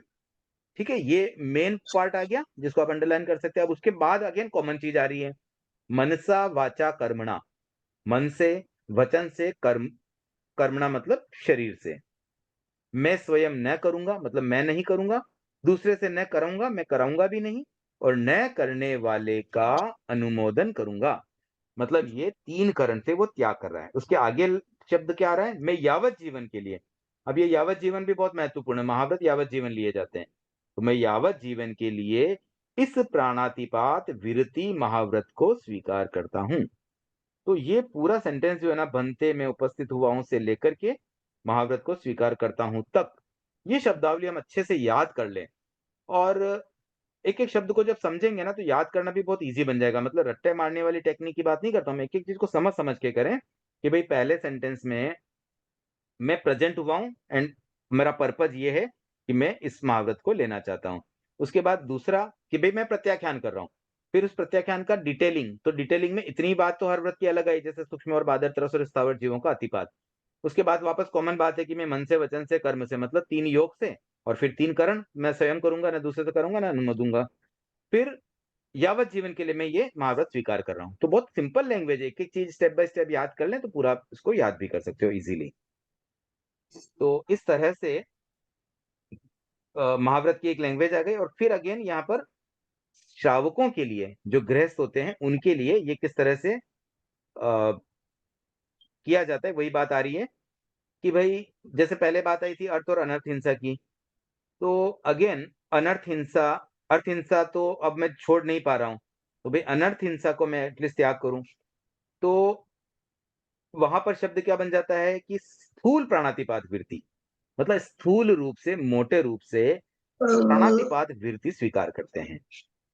तो उसमें एक तो जो आवश्यक हिंसा है, जैसे खेती बाड़ी, व्यापार आदि, उससे उसका तो त्याग हो ही जाता है। साथ ही साथ यहाँ पर एक बात और ऐड की गई है कि जहां कहीं हमारा बचाव करना पड़े, मतलब कोई आक्रमण हम पे कर ले, तो हमारी रक्षा के लिए भी हम अगर हिंसा हमें करनी पड़े तो उसका भी यहाँ पर छूट रख दी गई है। तो कम से कम इस मध्यम मार्ग पर हम अनावश्यक हिंसा से तो बच ही जाते हैं। तो अब यहाँ पर एक और शब्द आता है कि यह अवीरती और वीरती का योग है। मतलब इसमें व्रत भी है और अव्रत भी है। कोई कह दे भी पांचवा गुण स्थान मध्यम मार्ग जो है वो व्रती है कि अव्रती, तो न तो वो व्रती है न अव्रती है, तो फिर क्या है? तो वो दोनों का मिक्स है। मतलब अव्रत भी है वहां और व्रत भी है। तो इसमें न तो वस्तु स्थिति का अपलाप है और न मनुष्य की वृत्तियों का पूर्ण अनियंत्रण। देखिए, अपलाप का मतलब क्या होता है? बकवास करना, बकबक करना, मिथ्यावाद करना, गलत बातें बोलना। तो वस्तु स्थिति की जो मेन वस्तु स्थिति वहां पे उसका अपलाप नहीं कर रहे। हम ये नहीं करें कि ये चीज में कि भाई मैं खेती कर रहा हूँ, बिजनेस कर रहा हूँ, वहां पर दोष नहीं है, मैं ये नहीं कर रहा हूँ। मतलब अगर मैं ये कह दूं कि नहीं नहीं खेती दोष करने में तो कोई दिक्कत नहीं, भगवान ने कहा है कि वो तो मतलब श्रावक कर सकता है, तो वो तो अच्छी बात है, फिर भगवान ने कह दिया। भगवान ने ये नहीं कहा। वहां पर अगर हम ये कह देना कि इसमें हिंसा नहीं है या इसमें दोष नहीं लगते हैं या इससे हमारी आत्मा में कर्म नहीं बनते हैं, तो वो अपलाप हो जाएगा। अपलाप का मतलब मिथ्यावाद करना, बकवास करना, बकबक करना, वो होता है अपलाप। तो वस्तु स्थिति मतलब जो जैसी वस्तु स्थिति है ना, उसका अपलाप यहाँ नहीं हो रहा है। किसमें? पांचवें गुण स्थान में। हम ये नहीं कह रहे हैं कि भाई हम हिंसा, भाई आवश्यक हिंसा है इसलिए वो अहिंसा ही हो गई। अहिंसा नहीं है वो। आवश्यक हिंसा भी हिंसा ही है और उसमें भी हमारे पाप कर्म का बंधन है। बट क्योंकि हम उसको अवॉइड नहीं कर पा रहे, इसलिए वो हमें करना पड़ रहा है। और न ही उसमें मनुष्य की वृत्तियों का पूर्ण अनियंत्रण। मतलब ये भी नहीं कहते कि भी हम पूरी तरह से असंयमी है, कि हम कोई कंट्रोल ही नहीं कर पा रहे। हमारी जो वृत्तियां है ना, उस पर हमने कहीं ना कहीं कंट्रोल किया है कि हम अनावश्यक हिंसा से बच रहे हैं। तो ये मध्यम स्थिति ऐसी होती है कि भाई कंप्लीटली कंट्रोल नहीं है, वैसा भी हम मतलब कंप्लीटली अकंट्रोल की स्थिति नहीं है कि भाई हम कंट्रोल कर ही नहीं पा रहे हैं। हम कहीं ना कहीं कंट्रोल तो कर रहे हैं, लेकिन हम उसके साथ में ये भी मान रहे हैं कि जितना दोष हम सेवन कर रहे हैं, जिस रूप में हम हिंसा कर रहे हैं, उसमें हमें दोष लग रहा है। We accept that also. तो इस तरह की स्थिति बनती है, तो वो श्रावक के लिए हो जाता है। अब यहाँ पर एक और बात आती है, देखिए, निश्चय दृष्टि और व्यवहार दृष्टि की। ये भी बहुत इंपॉर्टेंट चीज है, निश्चय दृष्टि और व्यवहार दृष्टि। नए शब्द आपने पढ़ा होगा, निश्चय नय और व्यवहार नय। तो ये अपेक्षा की बात होती है। कोई बात अगर निश्चय नय से की जाती है ना, तो उसकी परिभाषा थोड़ी अलग बन जाती है, उसको समझने का दृष्टिकोण अलग हो जाता है, और व्यवहार नय में कुछ अलग तरीका होता है। तो यहाँ पर देखिए, अहिंसा को परिभाषित किया गया है, या समझ लो हिंसा को। तो निश्चय दृष्टि से कहा जाता है कि हिंसा से आत्मा का पतन होता है, इसलिए अकरनीय है। तो यहाँ पर रीजनिंग बताई गई कि भाई अहिंसा क्यों करें। क्यों हम कहते हैं भाई अहिंसा धर्म है? तो अहिंसा इसलिए करनी है, हिंसा से हमें इसलिए बचना है क्योंकि हिंसा करने से हमारी आत्मा का पतन होता है। हमारी आत्मा अशुद्ध बनती है, उसकी प्योरिटी कम हो जाती है, उसमें कर्मों का बंधन हो जाता है, इसलिए हम हिंसा न करें। ये हो गई निश्चय दृष्टि। मतलब एज ए आत्मा मेरा टारगेट क्या है कि मुझे कर्मों से मुक्त होना है और मैं परमात्मा बनना चाहता हूँ, पूरी कर्म मुक्त अवस्था प्राप्त करना चाहता हूँ। तो मेरा पर्पज, मेरा उद्देश्य एकदम स्ट्रेट फॉरवर्ड है कि मुझे अपनी आत्मा को शुद्ध बनाना है, और हिंसा करूंगा तो मेरी आत्मा शुद्ध नहीं बनती, इसलिए मुझे हिंसा नहीं करनी है। बहुत सिंपल बात है। ये निश्चय दृष्टि की बात हो गई है। अब व्यवहार दृष्टि क्या बोलती है? व्यवहार दृष्टि ये कहते हैं कि भाई अगर मैं हिंसा करूंगा तो अन्य जीवों को कष्ट होगा। जैसे मुझे कष्ट होता है अगर मुझे कोई मारता है, मुझे कोई गाली देता है, मेरे मुझे कोई मानसिक संताप देता है, तो मुझे कष्ट होता है। तो वैसे ही मैं किसी को गाली न दूं, मैं किसी को न मारूं, मैं किसी को मानसिक संताप न दूं, ये हो गया व्यवहार दृष्टि। मतलब यहाँ लॉजिक रीजनिंग क्या दे दी, वहां पर रीजनिंग क्या था भी मेरी आत्मा शुद्ध न बने इसलिए मैं हिंसा नहीं करूंगा। और यहाँ रीजनिंग क्या आ रही है व्यवहार दृष्टि में, कि भाई जैसे मुझे कष्ट होता है वैसे किसी और को भी कष्ट हो सकता है, इसलिए मैं उनको कष्ट न दूं। देखिए बात वही है, लेकिन सोचने का नजरिया बदल गया। सुनीता जी, आपका हैंड रेज, एक बार आपकी जिज्ञासा लेना चाहूंगा। सर मैं ये कहना चाह रही थी कि आपने जस्ट मैसेज थोड़ी देर पहले ही डाला, अगर थोड़ी देर दोपहर तक डाल देते ना तो क्लास का पता चल जाता, इसीलिए। देखिए क्योंकि वो प्रॉब्लम क्या है ना, मैं खुद शाम का मैसेज टाइम। डालने तक मैं श्योर नहीं था कि आज क्लास ले पाऊंगा या नहीं। हाँ। हमारे क्या गुरुदेव आसपास है, और परसों गुरुदेव हमारे क्षेत्र में पधार रहे हैं, तो कुछ व्यवस्थाओं की दृष्टि से कहीं बिजी था। कल भी ऐसे ही हो गया, अचानक कुछ काम आ गया तो मैं नहीं कर पाया, तो इसलिए मैं डाल नहीं पाया। फिर 10 मिनट पहले मुझे लगा कि क्लास ले पाऊंगा, तो मैं चाहता था क्लास ले लूं। मतलब थोड़ी सी दिक्कत भी आ रही है, अब क्लास के बाद मुझे बहुत सारे काम करने हैं। कल भी मैं रात को 2-3 बजे तक बिजी था। मतलब ये सब थोड़ी व्यवस्थाएं में लग जाते हैं, तो दिक्कत। अदरवाइज मुझे अगर पहले से पता था तो मैं मैसेज डाल ही देता। थोड़ी सी अनसर्टेनिटी कुछ दिन रहेगी, उसके बाद हम एकदम रेगुलर कर देंगे। जब तक गुरुदेव हमारे क्षेत्र में है ना, थोड़ा सा मतलब आप लेट ज्वाइन किए होंगे, मैं समझ रहा हूँ, लेकिन आप फिर यूट्यूब पे सुन लेना, ऐसे भी नहीं, रिकॉर्डिंग तो इससे पूरी कौन सर अवेलेबल है ही है। आधा घंटा लेट हो जाते हैं, फिर मन में रहता है, आप समझाते हो उसको, वो हाँ, ढंग से नहीं समझ पाते। हाँ, मैं कोई समझ तो रहा हूँ, लेकिन एक थोड़ा-सा आप तो इतना सा कर लें कि एक बार है ना 6:55 के आस-पास मैसेज पढ़ लें, तो हो सकता है वो भी। ओके। पर शाम ठीक का है, मैं टाइम थोड़ा आपकी बात से सहमत हूँ, आपको दिक्कत आती होगी, प्री प्लानिंग हो तो आप सुविधा हो जाए आपको भी। अचानक बोलने में दिक्कत आ सकती है, आई अंडरस्टैंड, बट मैं कोशिश करूँगा देखिए आगे हो जाए। अब कल के लिए हम शायद तय कर लेते हैं कि कल क्लास नहीं रखते हैं, क्योंकि थोड़ा-सा काम रहेगा, तो कल की क्लास नहीं रखेंगे। उसके बाद आगे जब भी होगी मैं थोड़ा एडवांस में बता दूँगा, मतलब मॉर्निंग में ही मैसेज डाल दूँगा, भई आज क्लास होने की संभावना है। तो मैं पहले संभावना ही रखूँगा, फिर और एकदम निश्चय हो जाएगा तब कर लेंगे। तो मोस्टली देखिए अभी गुरुदेव विराजेंगे यहाँ पे 10-12 दिन वाशी में। मैं वाशी रहता हूँ, तो कुछ दिन थोड़ा-सा मुझे दिक्कत आ सी आएगी, तो हम कुछ दिन क्लास का विराम करेंगे। आज की एक बार क्लास कर लेते हैं, और फिर मुझे ऐसा भी लगा कि बीच में बहुत लंबा गैप हो जाए, इसलिए मैं थोड़ा लालच था कि नहीं एक बार क्लास चालू करनी, तो 2 सेशन तो चलो हो गए हमारे। और फिर एक वापस ब्रेक के बाद अब जब करेंगे तो थोड़ी रेगुलरिटी अच्छे से रखेंगे। क्षमा चाहता हूँ आपको जो भी तकलीफ हो रही है, लेकिन पूरी मेरी विवशता है। बात नहीं है, बस वो तो क्लास हाँ मिस ना हो इसीलिए मैं दुख बात बोला आपसे कि आपको लाइव सेशन मिस ना कर पाए हम लोग, क्योंकि इतना अच्छा समझ में आ रहा है इसीलिए। चलिए हम वापस अभी टॉपिक पे आते हैं। मैंने बताया निश्चय दृष्टि और व्यवहार दृष्टि से हिंसा का जो रूप बताया गया, ये देखिए बहुत सूक्ष्म बातें और समझने की है। मतलब जब हम इस पुस्तक को पढ़ते हैं ना, तो हमारे माइंड की सब ग्रंथियाँ खुलनी चाहिए। मतलब सोचने का जो हमारा नज़रिया है ना, वो बदलना चाहिए। अब तक हम जैसे एक तरीके से कोई चीज़ सोचते हैं, हिंसा मतलब किसी को मारना हिंसा है। अब उसमें देखिए सोच कितनी बदली। एक बार ये बताया गया, भई अहिंसा में तो सब कुछ समाहित है। झूठ बोलना भी हिंसा हो रही है। परिग्रह करना भी हिंसा है, मतलब हर चीज़ हिंसा में शामिल है। इसलिए अहिंसा जब किया मतलब सब कुछ समाहित हो गया। तो ऐसा लगता है मानो कोई जीव अहिंसक बन गया, मतलब वो तो हर चीज़ से वो ऊपर उठ सकता है। तो उतनी बड़ी अहिंसा की व्याख्या आ गई। फिर एक तरफ बता दिया अभी प्राणातिपात विरति अहिंसा के रूप में। और अब यहाँ पे देखिए इसका जो रीज़निंग दिया गया है, वो जो अपेक्षा आप समझिए व्यवहार दृष्टि और निश्चय दृष्टि में, भई निश्चय दृष्टि की बात मूल इतनी है कि भई मेरी आत्मा शुद्ध बने। और व्यवहार दृष्टि में तो मैं इसलिए कर रहा हूँ कि भई उस जीव को कष्ट न हो, इसलिए मैं करूँ। अब निश्चय दृष्टि में तो भई मुझे तो मोक्ष जाना है, मुझे क्या करना है इस दुनिया से? और ऐसे देखा जाए तो देखिए सिद्ध भगवान, हम भगवान का दर्जा देते हैं, बट वो कहाँ परवाह करते हैं? वो देख रहे हैं कितने जीवों को कष्ट हो, वो तो आके किसी को बताते भी नहीं है कि आप ये मार्ग अपना लो।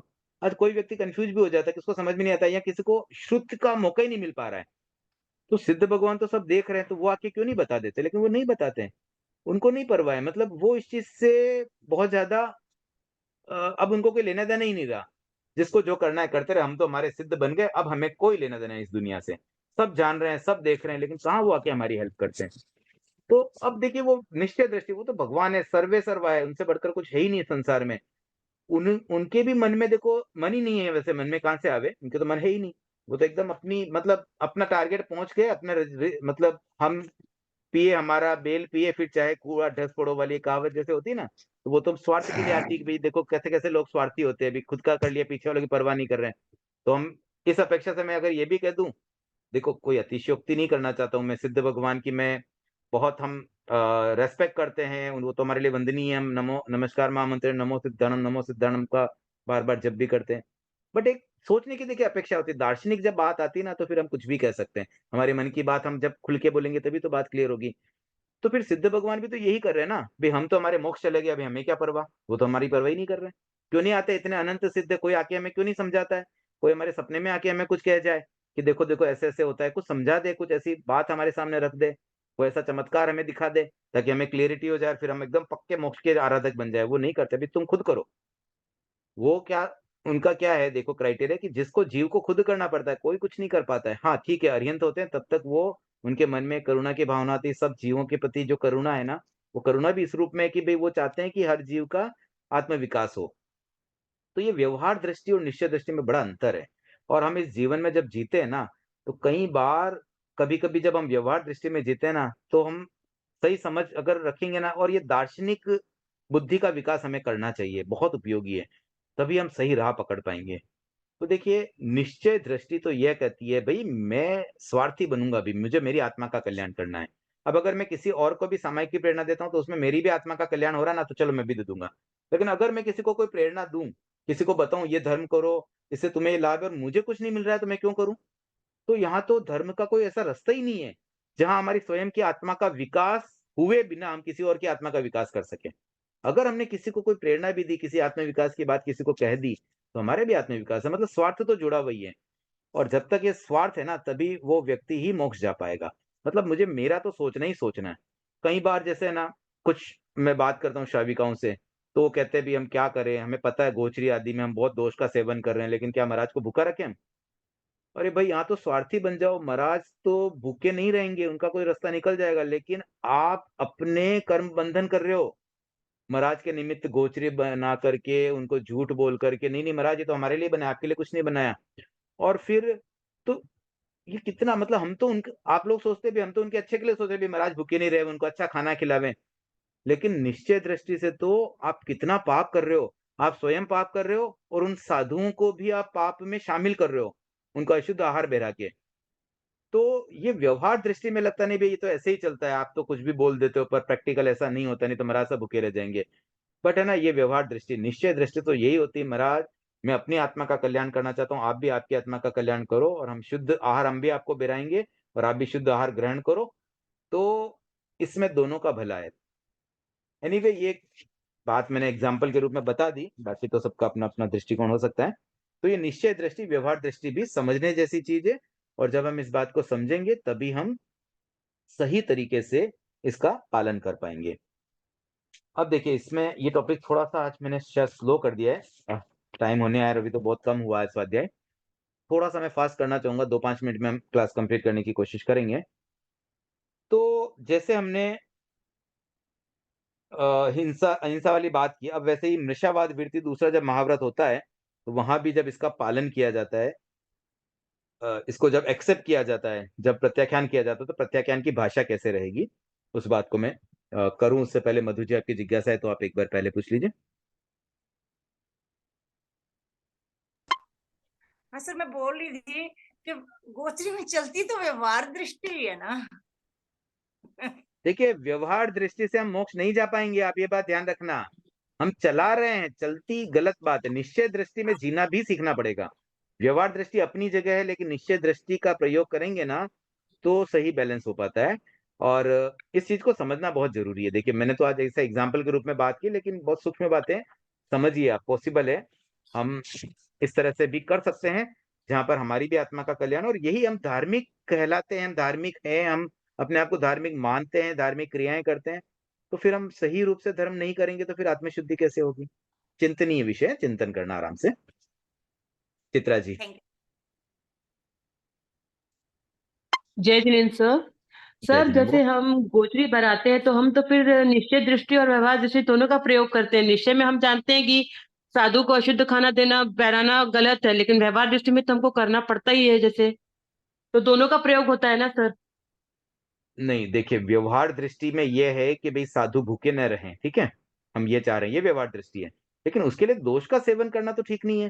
तो वहां पर उपाय ये हो सकता है कि मान लीजिए कभी ऐसा प्रसंग आया कि आपको करना पड़ा, तो वापस आपने कभी प्रायश्चित लिया क्या? गुरुदेव के पास जाके प्रायश्चित तो ले लो कि गुरुदेव हमसे आज अशुद्ध आहार बेरानी आ गया, तो आप हमें इसका प्रायश्चित करवा दीजिए, उतना तो सर करें कम से कम। प्रायश्चित की बात तो नहीं है सर। जैसे क्या है हमारे इधर में तो जैसे रात के आके बोल देते कि भाई कल आपके यहाँ की गोचरी है, तो हमें तो निश्चित पता ही रहता है कि हमारे यहाँ कल सुबह गोचरी है, तो हम तो प्रिपरेशन उसी के हिसाब से करते हैं ना। हाँ, तो ये देखो, प्रिपरेशन उसके हिसाब से आप क्यों करते, पता हो गया तो क्या हो गया, अपने मन को तो आप समझा, तो भले आओ गोचरी, हमारे तो रोज खाना बनता है, वैसे कल भी बनेगा, और महाराज पधारे तो बहुत अच्छी बात है, आपको बस प्रसन्न होना चाहिए महाराज पधार रहे हैं, उनके लिए अलग से खाना बनने की बात मन में क्यों लाया? सर वो तो बनता ही है, ये तो व्यवहार है ही है, ये तो सब भी करते होंगे सर, मैं तो ये बोल रही सब हूँ। भी देखो, सबके तो सोचो ही मत, दुनिया में सब थोड़ी मोक्ष जाने वाले हैं, आपको मोक्ष जाना है ना, आप अपना सोचो। मैंने अभी बताया स्वार्थ करना पड़ेगा धर्म करने में, तो आप स्वार्थी बन जाओ, सब क्या कर रहे हैं उसको छोड़ दो, सब नरक में जाते हैं तो जाने दो, आपको मोक्ष जाना है ना, आप मोक्ष के अनुसार अपना आचरण शुरू कर दो। Okay sir, thank you.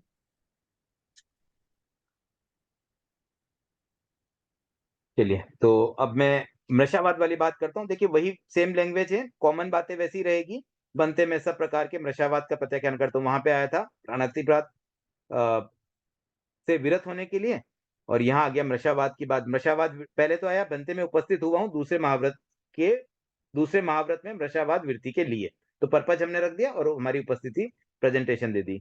उसके बाद में बनते में सब प्रकार के मृषावाद का प्रत्याख्यान करता हूँ। ठीक है, ये 2 लैंग्वेज तो कॉमन हो गई। अब तीसरे में यहाँ पे आया क्रोध, लोभ, भय और हास्यवश। तो ये हो गया स्पेसिफिकली मृषावाद के लिए कि भाई मैं क्रोध में, भय में, लोभ में और हास्य की, मतलब ये 4 कारण होते हैं झूठ बोलने के। तो इन 4 कारणों से मैं मनसा वाचा कर्मणा, मैं स्वयं नशा न बोलूंगा, न बुलवाऊंगा, न बोलने का अनुमोदन करूंगा, और जीवन पर्यंत मैं नशावाद से विरत होता हूँ। तो सेम लैंग्वेज हो गई, बस खाली मेन बात यहाँ पे अंडरलाइन करने जैसी क्या हो गई, क्रोध, लोभ, भय और हास्यवश। ये हो गया दूसरे की वर्डिंग। फिर तीसरे की वर्डिंग में सेम, बाकी सब कॉमन है। बनते में उपस्थित हुआ हूँ तीसरे महाव्रत में अदत्ता दान वृत्ति के लिए। फिर बनते में सब प्रकार के अदत्ता दान का त्याग करता हूँ, ये तो एकदम कॉमन लैंग्वेज हो गई।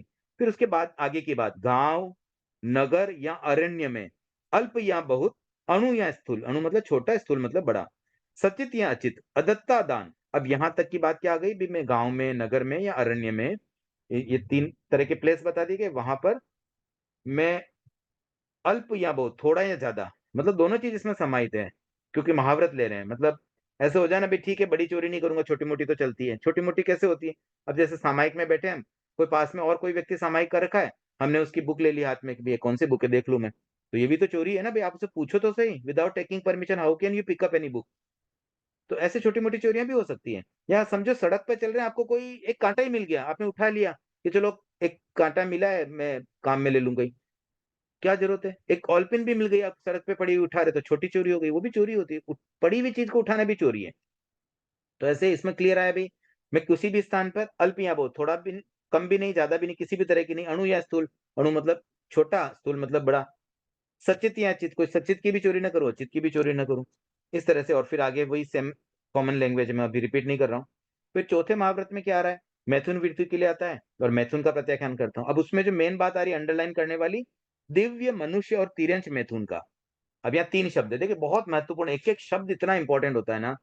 दिव्य, दिव्य का मतलब क्या होता है, देवता के साथ सेक्स। देवता। मनुष्य मतलब मनुष्य के साथ, और तिर्यंच के साथ, मतलब हम तो सामान्य मानते भी मैथुन सेवन मतलब मनुष्य के बीच में होता है वो, लेकिन कितनी गहरी बातें, मतलब मनुष्य और देवता के बीच में भी, मतलब एक पुरुष और एक देवी, उनके बीच में भी सेक्स हो सकता है। इसी प्रकार से कोई देव और स्त्री मनुष्य के बीच में भी हो सकता है। तो कंप्लीट त्याग है कि मैं दिव्य, मनुष्य और तिर्यंच मैथुन का कंप्लीट त्याग कर रहा है। तो ये 3 वर्ड के साथ में मैथुन का ये आ गया। उसके बाद में 5वें में मेन बात क्या आ रही, देखिए जो अदत्ता दान में बात आई थी ना, वही लैंग्वेज यहाँ भी आती है। गांव, नगर या अरण्य में अल्प या बहुत, अणु या स्थूल, सचित या अचित, यहाँ पे बस खाली परिग्रह आ गया, वहां अदत्ता दान था, अदत्ता दान की जगह परिग्रह शब्द आ गया। तो ऐसे आप देखेंगे ना, तो पांचों महावत की पूरी वर्डिंग है ना, याद करना मतलब कोई 10 मिनट का भी काम नहीं, बहुत इजीली आप याद कर सकते हैं। थोड़ा सा एक माइंड अप्लाई करके अच्छे से उसको सेट कर लेंगे ना, तो हो जाएगा। उसके बाद छठे व्रत की बात आ जाती है, तो वहां पर अगेन क्या आया कि मैं सब प्रकार के असन, पान, खाद्य और स्वाद्य का रात्रि में खाने का प्रत्याख्यान करता हूं। तो अब यहाँ पे अंडरलाइन वाली चीज आ गई, सब प्रकार के असन, पान, खाद्य और स्वाद्य को रात्रि में खाने का प्रत्याख्यान। तो इतनी चीजें ये छठे व्रत में आ गई। बाकी आगे वही बात आ रही है, मतलब मन वचन काया से न करूंगा, न कराऊंगा, अनुमोदूंगा भी नहीं, और जीवन भर के लिए ये त्याग है। तो इस तरह की जब वर्डिंग के साथ में ये नियम लिए जाते हैं, तो इसके साथ में एक बात और आई है कि भाई हर महाव्रत के साथ में 5-5 भावनाएं भी जुड़ी हुई हैं। तो वो भावनाएं 5 × 5 मिलके 25 भावनाएं हो जाती हैं। और इसके बारे में डिटेल देखिए, अब एक चीज आप अगर नोटिस करें ना, तो इसमें फुटनोट भी दिए गए। जैसे इस भावना के साथ में 1 नंबर आया, 1 नंबर में नीचे लिखा आयार चूल्हा 15/43 to 78। तो आयार चूल्हा में 15वें चैप्टर में 43 से 78 श्लोक अगर पढ़ेंगे ना, तो उसमें ये डिटेल आ रही है। तो एक एक बात का जो मतलब फुटनोट्स आ रहे हैं ना, उसका मतलब ये हुआ कि आचार्य महाप्रज्ञ ने जब ये पुस्तक लिखी ना, तो कहीं ना कहीं से इसको मतलब संकलित की गई, आगम वाणी का संकलन है ये, और इतनी चतुराई से संकलन किया गया कि हर इंपॉर्टेंट चीज कवर कर ली, और कौन से आगम से कहां से ली गई, वर्ड टू वर्ड, इसलिए इतनी मतलब बढ़िया इसकी भाषा है, पॉइंट टू पॉइंट सारी बात शॉर्ट एंड स्वीट रूप में है, ना अनावश्यक कुछ कहा गया और कोई आवश्यक चीज छूटे भी नहीं। तो इस तरह से ये पूरी 5 महाव्रत की डिटेल वाली बात आई। और उसके बाद में एक बात कही गई भी, देखो बाकी 4 व्रत तो फिर भी हो जाते हैं, लेकिन मैथुन वृत्ति है ना, इसका संबंध देह से है, और देह पे थोड़ा कंट्रोल करना मुश्किल हो जाता है। तो यहाँ पर कुछ एक विशेष जागरूकता बताई गई है कि भाई अगर कोई ब्रह्मचर्य की साधना करना चाहे तो कैसे करे, इसका क्या महत्व है। तो अब देखिए इसमें कुछ बातें आ रही हैं, थोड़ा सा मैं तो टाइम तो वैसे हो गया है, तो चलिए ब्रह्मचर्य की साधना का मार्ग हम नेक्स्ट क्लास में करेंगे। इसमें इस चीज को थोड़ा और अलग से हाईलाइट इसलिए किया गया है कि भाई अगर कोई ब्रह्मचारी की साधना करना चाहे तो स्टार्टिंग के जो भी सेंटेंसेस है ना वो सब अगेन देखिए ब्रह्मचारी भगवान है। ये कहाँ से लिया गया? प्रश्न व्याकरण 2/4। बम बम भगवंतम। फिर ब्रह्मचारी सब तपस्याओं में प्रधान है। ये कहाँ से आया? सुईगढ़ों में से। फिर उसके अगला सेंटेंस जो आया जिसमें 4 नंबर है वो अगेन प्रश्न व्याकरण से आया है। ऐसे ही आप रेफरेंस देखेंगे ना, कोई बात उत्तर जैनानी से आ रही है, कोई आयारों से आ रही है, कोई सुईगढ़ों से आ रही है, कोई प्रश्न व्याकरण से आ रही है। तो ये कलेक्शन है आगमों में से ब्रह्मचर्य के बारे में जो जो बात आई वो सारी बातें यहाँ पर समाहित करके इतना मतलब समझो हमें निचोड़ मिल गया। कितने कितने आगम हम कब पढ़ पाएंगे, उनका सार गर्भित जो एक्सट्रैक्ट था वो हमें इस बुक में मिल जाता है। तो इतनी अच्छी इतनी प्यारी बुक है ये। इसे तो हमें एक एक शब्द को एक एक सेंटेंस को अच्छे से डीपली पढ़ना ही चाहिए और ये पुस्तक हमारे लिए बहुत उपयोगी बन सकती है। तो अब अगली क्लास में हम ब्रह्मचर्य का साधना मार्ग पढ़ेंगे, उसमें क्या क्या तरीके होते हैं और फिर उसके आगे साधना के स्तर भी है और भी बहुत सारे टॉपिक है। तो जैसे जैसे होगा, अब 2-3 सेशन शायद और लगे इस चैप्टर में। अब लगे तो लगे, देखिए मैं समय थोड़ा कहीं पे स्लो हो रहा हूँ तो हो रहा हूँ, बट उपयोगी चीजें एक बार ये लाइफ में अच्छे से हमने पढ़ ली समझ ली ना तो बहुत काम की चीजें हैं। ये खाली परीक्षा तक के लिए नहीं है बल्कि परमानेंट हमारी लाइफ चेंजिंग चीज है। और ये बुक तो इतनी प्यारी इतनी अच्छी है कि कोई अगर दार्शनिक तरीके से गहराई से इसका अध्ययन करता है ना तो बहुत ज्यादा उपयोगी हो सकती है। ममता जी। जय जिनेन्द्र सर। जय जिनेन्द्र। सर जैसे इसमें लिखा है प्रत्येक महाव्रत की 5-5 भावनाएं हैं, तो सर इस भावनाओं का विश्लेषण भी आगे आएगा या फिर मतलब शॉर्ट में भी अगर हमें संभवतः पता मुझे चले? लगता है कि यहाँ तो इसमें उल्लेख नहीं है उसका, बट इसका यहाँ रेफरेंस जरूर आया है, तो आप चाहें तो इसमें पढ़ सकते हैं। सर ये इतनी भावनाएं जैसे इसमें इतनी जो दिया मेहनत ना की किताबें आयार हमारे चूल्हा। पास नहीं है सर। हाँ तो कोई बात सर नहीं, मैं आपके लिए अवेलेबल कर दूंगा या किसी और के पास हो तो वो शेयर कर ले, नहीं तो मैं ढूंढ के दे दूंगा। देखिए इसमें एक फायदा क्या होगा, अगर आप आयार चूल्हा पुस्तक को खोजेंगे और उसमें ये चीज पढ़ेंगे तो इसके साथ में और 4 चीजें आपको पढ़ने में मिलेगी। हो सकता है आपको ये पुस्तक पसंद आ जाए तो आप पूरी पुस्तक भी पढ़ ले। तो ऐसे है ना, जब कभी मन में जिज्ञासा आए तो एक तरीका तो ये होता है कि आप प्रश्न पूछ लें जो भी क्लास ले रहे हैं उनसे। वो भी देखो, अगर आप प्रश्न सीधा पूछते हैं तो उसमें आप उत्तरदाता का बहुत भला कर रहे हैं, मतलब आप मेरा बहुत भला कर रहे हैं। तो इसके लिए मैं आपको कृतज्ञोस्मि कहूंगा। इसलिए कहूंगा क्योंकि इस प्रश्न के कारण से मैं आयार चूल्हा पुस्तक खोजूंगा पढ़ूंगा और हो सकता है मैं पूरी पुस्तक पढ़ लूं। तो मेरा और आपने अच्छा काम कर दिया, मेरे स्वाध्याय में आप बहुत बड़े निमित्त बन गए। और दूसरा तरीका ये भी हो सकता है कि आप थोड़ा और स्वार्थी बनना चाहें तो भाई नहीं, मैं तो स्वयं ही बुक खोज लूं और आप स्वयं पढ़ लें तो आपका तो और अच्छा ज्ञान बढ़ जाए। फिर उत्तर उत्तर पूछने में तो आपको खाली उतना ही उत्तर मिलेगा और स्वयं खोजने में तो आपको उसके साथ 4 नई बातें जानने को मिलेगी। तो कभी कभी धर्म के मामले में स्वार्थी भी बन जाना चाहिए। और कभी आपको लगे कि थोड़ा मेरे लिए कठिन हो रहा है तो कोई बात नहीं, उत्तरदाता मतलब जिससे आप प्रश्न पूछ रहे हैं उसका भला कर ले। तो आपने प्रश्न पूछा तो अच्छी आपकी बात है, कृपा मैं करा इसका दीजिएगा। समाधान अगली क्लास में यथासंभव जैसे होगा करने का प्रयास करूंगा, आगामी जो भी सेशन में जब अवसर मिले। Okay sir, thank you sir. तो, हाँ भारती जी।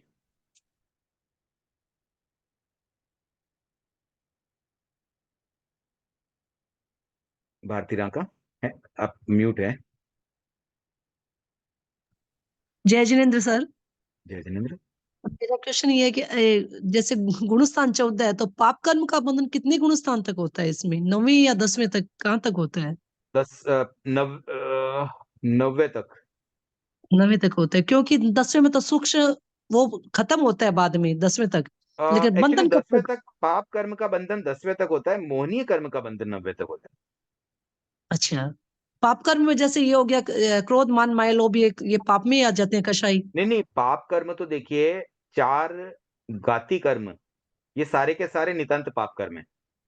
अच्छा, और अघाती कर्म में भी अशुभ कर्म पाप कर्म होते हैं और शुभ कर्म पुण्य कर्म होते हैं। तो फिर इसमें हम 9वीं तक लेंगे या 10वें तक सर? तो एक्चुअली अगर मोहनीय कर्म का बंध बोलेंगे तो वो 90 तक होता है, लेकिन ठीक। अन्य जो अशुभ कर्म है ना वो तो 10वें तक भी हो सकते हैं। तो वीतराग अवस्था में वहां जाकर के हमारे अशुभ कर्म पूरी तरह से बंद होना मतलब रुक जाते हैं। अशुभ योग तो देखिए 6ठे गुणस्थान तक ही होता है, लेकिन फिर हाँ, भी हमारे जो कषाय रह जाते हैं उसके कारण से, कषाय के कारण से हमारे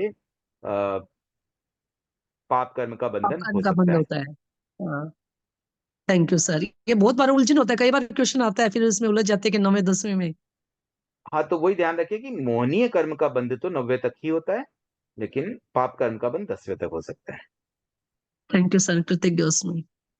ये मेरे ध्यान में यही है, मैं फिर भी और क्लियर कर दूंगा। देखिए कई बार हो सकता है कि कोई कोई चीजें धारणाएं में गलत भी बैठ जाए, तो मैं और क्लियर कर दूंगा। जो मेरे ध्यान में वो यही है, और फिर भी मैं एक बार अगली क्लास में इसको और ज्यादा एक चेक करके फिर से वेरीफाई करने का प्रयास करूंगा। और पदम जी ने हैंड रेज किया है, तो मुझे लगता है शायद उनके पास सटीक उत्तर होगा, तो एक बार पदम जी की बात सुनना चाहूंगा। जय जैन साहब, एक्चुअली पाप कर्म का बंद कराने वाला एक ही कर्म है, मोहनीय कर्म। ठीक है सर। हम्म। पाप कर्म का बंद कारक एक कर्म है, मोहनीय कर्म। जी तो पाप कर्म का बंद तो 10वें गुणस्थान तक होगा ना सर? हाँ, वही मैंने भी वही कहा, लेकिन मोहनीय कर्म का बंध 90 तक ही होता है। 10वें गुणस्थान में मोहनीय कर्म नहीं बंधता है, अन्य कर्म बंध सकते हैं। पाप कर्म तो बनते हैं 10वें में भी, लेकिन 90 तक मोहनीय कर्म भी बनता है, 10वें में मोहनीय कर्म नहीं बनता। ये मैंने बात कही थी, तो ये बात ठीक है क्या? वो आप एक बार वेरीफाई कर दें। तो फिर ऐसा बताएगा ना सुदर्शन, मतलब सुधांशु जी, मतलब पाप कर्म का बंद कराने वाला मोहनीय कर्म ही है। हाँ, तो फिर मोहनीय कर्म और पाप कर्म में कैसे डिफ्रेंशिएट करेंगे हम?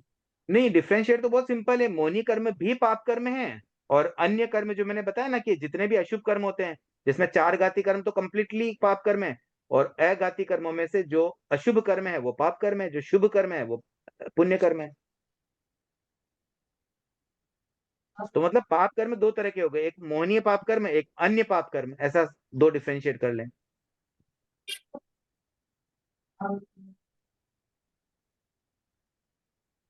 सर आपने बताया था कि 10वें गुण स्थान में सूक्ष्म लोभ रहता है करके, हाँ, तो मतलब तब तक तो रहेगा अपने को, जब तक अपन मोक्ष की गति नहीं, जब तक 10वें गुण स्थान तक तो अपने को रहेगा ही हर चीज। 11वें गुण स्थान में अपन वितराग की अवस्था में पहुंचते हैं हाँ, ना। तो इसीलिए तो मैं बोल रहा हूँ 10वें गुण स्थान में सूक्ष्म लोभ रह गया ना, तो उसकी वजह से कषाय है, तो कषाय के कारण से पाप कर्म का बंधन भी है, लेकिन हाँ, मोहनीय कर्म मतलब का 10वें बंधन गुण 10वें स्थान में तक नहीं है। रहेगा, अपन 11वें से मोक्ष की ओर बढ़ते हैं।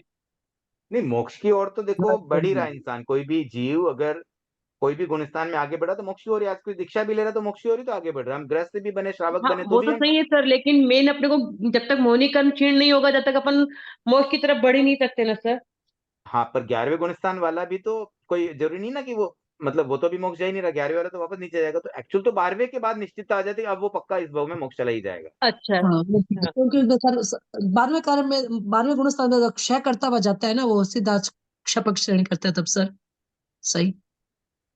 हाँ हाँ, मतलब जो 8वें से क्षपक श्रेणी में है वो तो निश्चित रूप से 12वें में जाएगा, और फिर 12वें के बाद तो मोक्ष जाना पक्का ही हो जाता है। लेकिन 12वें में एक बार आ गया तो फिर एकदम श्योरिटी हो गई ना, फिर तो कोई मतलब ऑप्शन ही नहीं है उसके पास नीचे जाने का, फिर तो पक्का हाँ, मोक्ष उसी नीचे भाव में जाने की चला तो ही है जाएगा। ही नहीं। चलिए, तो अभी सुधांशु पदम जी जी, आप और कुछ कहना चाह रहे हैं क्या? आपकी बात हो गई? लोभ लोभ मोहनीय कर्म का एक पार्ट ही है ना? हाँ, लोभ मोहनीय कर्म का ही पार्ट है। तो फिर वहां पर मोह कर्म का बंद होगा ना सर वहां पर? नहीं, देखिए ये मुझे श्योर है, 10वें गुण स्थान में मोह कर्म का बंध इसलिए नहीं होता है क्योंकि सूक्ष्म लोभ के कारण से मोह कर्म नहीं बंध पाता है। मोह कर्म बंधने के लिए लेकिन जितना लोभ है तो मिनिमम मोहनीय कर्म का मोह पार्ट ही कर्म है में ना सर? उदय चाहिए ना, उतना उदय नहीं होता है, इसलिए नहीं बंध पाता है। सर ठीक है। अगर मैं गलत ना हूँ, अगर आप परमिशन दे तो, आपने हाँ, बोलिए बताया बोलिए। था कि वो सूक्ष्म लोभ जो है वो बच जाता है, हम्म। छूट जाता है, और नया नहीं बंधता है, क्योंकि इतने इतने कषाय हमारे तीव्र नहीं होते कि नया मोहनीय कर्म बंध सके। ऐसा हाँ, आपने बिल्कुल। बताया था, मुझे हाँ, ऐसे वही याद आ वही रहा है। बात आ रही है कि मतलब खाली लोभ इतना छोटा सा रह जाता है कि अब वो और मोहनीय कर्म को बांधने की क्षमता उसमें नहीं रहती है। True sir. ठीक है, सर वैसे लगभग मैंने जो बात बताई वो ठीक ही है, बट फिर भी मैं और वेरीफाई कर लूंगा, बुक से कंफर्म करके अगली क्लास में हम कर लेंगे। बहुत भारी भारी क्वेश्चन आ रहे हैं, उसके बीच में एक एक छोटा सिंपल सा एक क्वेश्चन है, वो भी फर्स्ट वाले पेज से रिलेटेड ही है। हाँ सर वहां पे लास्ट जो पैरा है ना, उसके ऊपर एक लाइन आ रही है, विभाव से स्वभाव में आने के लिए ये तत्व उपयोगी है। एक मिनट, तो ये कौन से टॉपिक की बात कर रहे हैं? Sir Sadhana Path, first first first page, chapter का first page. First page sir, first chapter. Hmm. First chapter का फर्स्ट पेज सर। एक मिनट में आ जाता हूँ। हाँ। सर एक लाइन आ रही है, विभाव से स्वभाव में आने के लिए ये तत्व उपयोगी है। हम्म। तो सर इसमें ये तत्व हम ऊपर वाले तत्वों को लें कि नीचे वाले जो द्रव्यों के बारे में बताया जा रहा है उसको ले, इनकी उपयोगिता के बारे में विचार करना उपयोगितावाद है। नहीं, तो ऊपर अगर वाले के लिए तत्व जो आ रहे हैं ना, वो 9 तत्व की बात है। ठीक ओके है, सर, देखिए यहाँ पे 2 बातें आ रही, अस्तित्ववाद और उपयोगितावाद। तो उपयोगितावाद में 9 तत्व आते हैं और अस्तित्ववाद में 6 द्रव्य आते हैं। ओके सर, ये मतलब ऐसे समझ में आया था, बट कंफर्म करना चाह रही थी कि कहीं गलत नहीं लिख दे फिर हम, हमारी देखिए समझ में ऊपर कोई। वाले में ना तत्व शब्द भी शायद आया होगा, नहीं तो द्रव्य ही आया है क्या? हाँ, बट एनीवे ये क्लियर है, क्योंकि विभाव से स्वभाव में जाने के लिए ये तत्व उपयोगी। विभाव क्या है हमारा? आत्मा में कर्म का बंधना विभाव, और उससे स्वभाव में जाना मतलब कर्मों से छुटकारा। तो उस बराबर चीज में तो सर, यही 9 लास्ट लाइन तत्व में जो है भी ना, लिखा है। जीव अजीव पुण्य पाप आदि, यही उपयोगी है, इसलिए उनकी उपयोगितावाद में ओके सर, समाहित है। हाँ जस्ट ये कंफर्म करना था कि गलत तो हाँ नहीं हाँ, समझ अच्छा रही देखिए, हूँ यही इसलिए। मैं तो चाहता हूँ ऐसे जो ये आप इसको छोटा बोल रहे हैं, मैं तो बोलता हूँ ये सूक्ष्म प्रश्न है। इतना सोचना मतलब आप अच्छे से पढ़ाई कर रहे हैं, इसलिए तो आप कर पा रहे हैं ना। थैंक यू सर, किती चलिए, आज की क्लास थोड़ी लंबी हो रही है, 1-2 जिज्ञासाएं। और शीतल जी। जय जिनेन्द्र सर। जय सर जिनेन्द्र। इसमें है ना असन पान खाद्य और साध्य का मतलब थोड़ा बताइए ना। देखिए, ये 4 प्रकार के आहार होते हैं। असन का मतलब होता है जो मेन अपनी खाने की वस्तुएं होती है ना, मेन कोर्स बोल दिए। और पान का मतलब जो पेय चीजें होती हैं, पीने की चीजें। और उसके बाद में जो है वो एक्स्ट्रा चीजें हैं, मतलब जो हमारी एक्स्ट्राज होती है कि कुछ अतिरिक्त चीजें खाई। मतलब एक तो पेट भरने के लिए जो मेन कोर्स खाया जाता है वो तो प्रथम में आ गया आसन में। और उसके अलावा हम स्वाद के लिए कुछ और चीजें खा लेते हैं भी, चलो टेस्ट के लिए और भी कुछ खा लिया, तो वो तीसरी कैटेगरी में आ गया। और चौथी कैटेगरी में होता है मुखवास, मतलब खाना वाना सब हो गया लेकिन लास्ट में एक मुखवास और खा लेते हैं, तो वो चौथी कैटेगरी है। क्लियर? पेय हाँ में सर। सर ये खाली पानी होगा या सारा लिक्विड होगा, जूस वगैरह कुछ भी पेय में? अब देखो, दोनों चीज इसमें हो सकते हैं। ऐसे तो पानी में वैसे पेय लिया जाता है, लेकिन अब लिक्विड को भी पेय में ले लेते हैं। अब उसमें ऐसे खाद्य वस्तु मिल गई तो वो तो अशन में भी आ जाता है। तो सामान्यतया तो मुझे लगता है कि लिक्विड जो पेय होते हैं, जूस आदि, वो प्रथम में ही आते हैं और सेकंड में पेय मतलब पानी के लिए होता है। तो इसीलिए जब हम 3 आहार का त्याग करते हैं ना, तो फिर अगर जूस भी इसमें आ जाता फिर तो हम 24 आहार तो किया नहीं। मान लो 3 आहार का त्याग है तो फिर जूस भी पी लो, दूध भी पी लो, तो हम खाली पानी को ही लेते हैं। ओके सर, थैंक चलिए, हो गया सब। एक कविता जी आपका हैंड था। जय जिनेन्द्र। मैं हाँ, एक्चुअली बोल रही थी कि अपने पाप प्रकृति चार घाती कर्मों को एकांत पाप मानते हैं, और जी। उनका बंद होता है 10वें गुणस्थान, मतलब मोनी कर्म को छोड़ के बाकी का तो 10वें गुणस्थान तक बंद होता है ना। हाँ, तो वही तो बात मैंने कही थी। हाँ, तो इस अपेक्षा से अपने यही समझना चाहिए ना कि पाप कर्म का बंद तो फिर 10वें गुणस्थान तक होता है।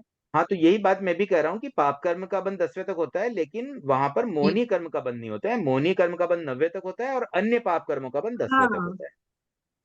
हाँ। ठीक है। चलिए, तो आज का सेशन थोड़ा सा लंबा हो गया है। अब कुछ वापस एक गैप हो जाएगा, तो अब आप देखिए जितना समय बीच में ब्रेक होता है ना, उसमें आप वापस पुनरावर्तन करें, अच्छे से इसको पढ़े। मैंने काफी डीप में जाकर के कराने का प्रयास किया है।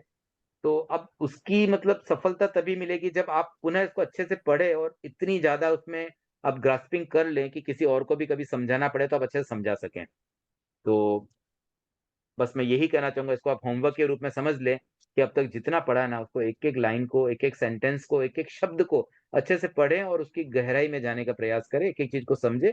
तो एक भी लाइन, अगर एक भी सेंटेंस आपको समझ में नहीं आया तो उसको आप अंडरलाइन करें, नोट करें, वापस पूछे। लेकिन जब हम इतना डीप में पढ़ रहे हैं, हमारे पास सफिशिएंट टाइम है, तो अच्छे से स्वाध्याय कर ले, परमानेंट हो जाए और हमारे माइंड को एक अच्छी खुराक मिलती है इससे। दर्शन पढ़ते समय ना हमारी दिमाग की ग्रंथियां खुलती है और हमारी सोचने की पावर बढ़ती है। सोचने के नए नए आयाम हमें मिलते हैं, नए नए दृष्टिकोण मिलते हैं, सोचने के नए नए एंगल्स हमें मिल जाते हैं। तो उसको हमें डेवलप करना है, जिससे हमारा माइंड भी शार्प हो और हमारा ज्ञान का भी अच्छा विकास हो। तो इसी बात के साथ मैं आज की क्लास में को मैं मतलब एंड करना चाहूंगा। और अगली क्लास में भी अगेन 1-2 वीक का गैप हो सकता है। जब भी क्लास होगी आपको सूचना दी जाएगी। मैं कोशिश करूंगा इस बार जब भी क्लास होगी सुबह ही मैसेज डाल दूं ताकि आपको असुविधा न हो और आगे फिर हम नियमित रूप से कर सकें। और आगे अब जब भी चालू करेंगे अगेन, मैं मंडे टू फ्राइडे फिलहाल जब तक आचार मीमांसा कंप्लीट नहीं होता है, मैं और कोई टॉपिक अभी स्टार्ट नहीं करना चाहता हूँ। एक बार ये पुस्तक हम पूरी करेंगे, उसके बाद अगेन हम वीक में 2 सेशन अलग अलग रख सकेंगे।